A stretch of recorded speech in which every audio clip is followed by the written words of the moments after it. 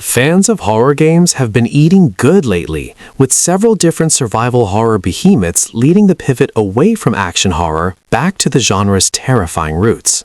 Plus, many innovative indie titles have firmly planted their feet into horror and have stayed ever since.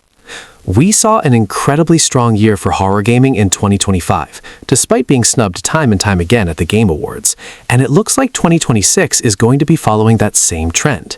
There are a ton of horror games slated for 2026, and it's got fans of the genre, such as myself, absolutely buzzing with excitement. Now that we're at the start of the new year, now is as good a time as ever to see what's coming out and get our wishlist filled. There is a solid mix of both AAA and indie games, all with unique ideas and the same measure of intrigue. Either way, I'm very excited to see how we'll continue to be well-fed with each new release. Video games having strict time limits isn't a new concept, but it's always tense and anxiety-inducing when it's incorporated into a game. In horror gaming, it's even more intense. In Fear the Timeloop, you play Sheriff James Cooper as he's slowly bleeding out, and it's up to you to crack your case before you leave the mortal coil. It's similar to Outer Wilds in the fact that you start where you are after a set amount of time, 15 minutes, and you have to utilize what you learned from your last life and take it into how you approach your current one.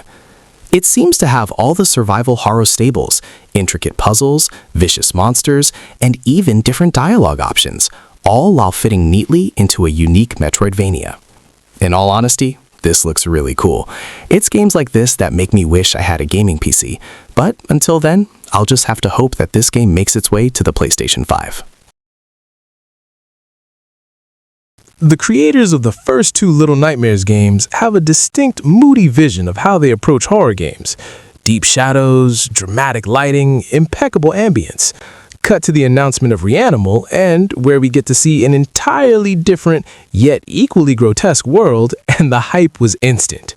Upon first glance at the game, it looks to be everything that we loved about the developer's previous works, all while allowing a new, creative vision for potentially haunting experiences.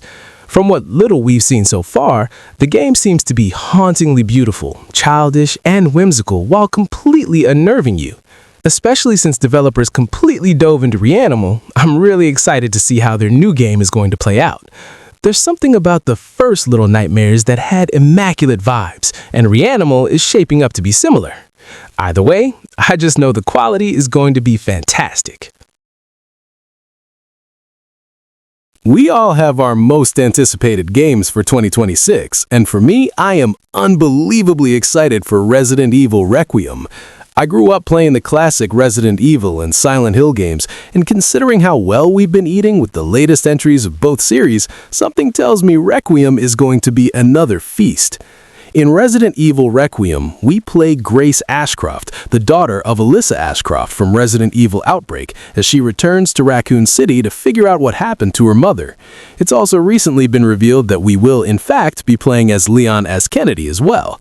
This game promises new, uniquely thinking zombies and even a crafting mechanic. Plus, with Grace being realistically terrified, that fear is going to very easily rub off on us, adding to the tension and anxiety-inducing situations we'll find ourselves in.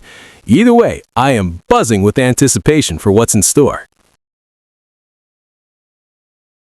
I love a good artistic horror game, and it seems that No Vacation for the Executioner is looking to be our newest entry in 2026, leaning heavily into the retro PS2 RPG look.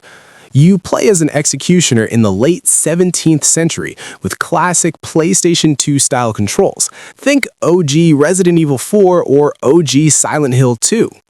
This control scheme is intentional. Because of this, developers recommend players that are new to tank controls to play a demo to see if it's something they'd be comfortable playing.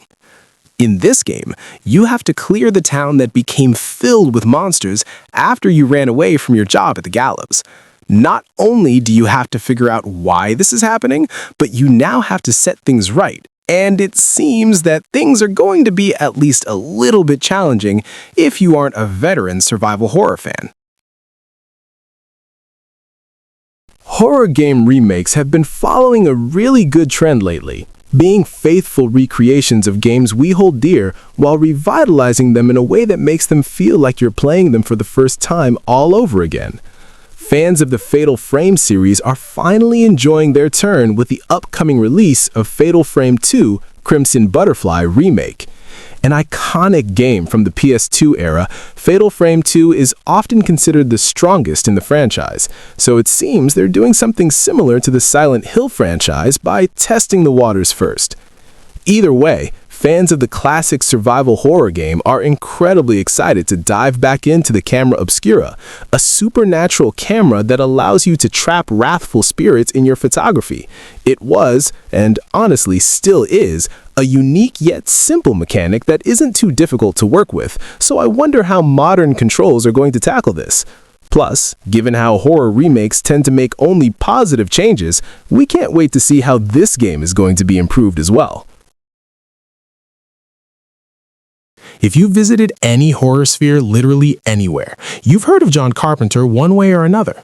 It seems he's finally dipping his toe into the video game sphere with John Carpenter's Toxic Commando. In Toxic Commando, you play as a group of 4 different characters surviving a zombie apocalypse, but with all the cheesy B-movie action that we know and love out of him. It feels as if John Carpenter had a shot at remaking Left 4 Dead 2, and the result is exactly what you'd expect. The game will also support multiplayer, which will be a fun time when you want to get scared with your friends. Continuing the theme of retro-styled psychological horror games, Saint of Chains has you playing as a father fighting through his nightmares in order to get back to his wife and daughter. There is a focus on survival at the forefront, with horror working as the foundation and the backdrop to your desperate fight to stay alive.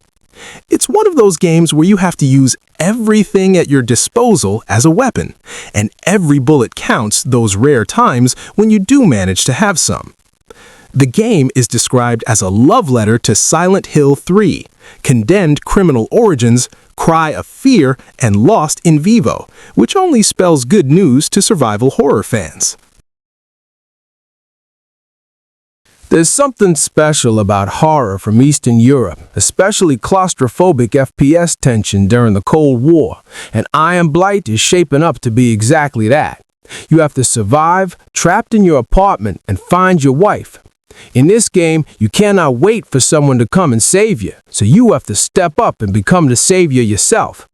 It captures a very real and very bleak outlook on the world around you that tends to linger in Slavic cultures from this very time period. Not to mention, there's no HUD or interface, so everything relies on your own perception if you want to know the exact state you're in, which is reminiscent of survival horror of yore. Let's just hope our wife is safely waiting for our arrival. Leading up to the horror genre's most influential timeframe of Halloween, what better than to kick off with its very own mascot, Michael Myers. For the first time since the Atari, we finally have a one-to-one video game based on the movie Halloween, simply titled Halloween the Game. In this game, you can either play as Michael Myers as he terrorizes Haddonfield in 1978, or one of 4 different civilians trying to survive his reign of terror. The classic franchise will be diving right back into the original neighborhood that was featured in the movie, allowing us to have a real level of immersion with our favorite slasher. Immediately, it's shaping to be a fun time, especially if you're a fan of this iconic slasher franchise but don't want the same level of messiness as Dead by Daylight.